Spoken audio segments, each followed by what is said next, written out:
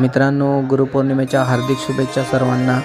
तर आज गुरुपौर्णिमा आहे, तर आम्ही आज आलो आहे स्वामींच्या मठामध्ये, भोईगाव वसई वेस्टला आहे आणि खूप छान मंदिर आहे, तुम्ही बघू शकाल। श्री स्वामी समर्थ जय जय स्वामी समर्थ, श्री स्वामी समर्थ जय जय स्वामी समर्थ, श्री स्वामी समर्थ जय जय स्वामी समर्थ।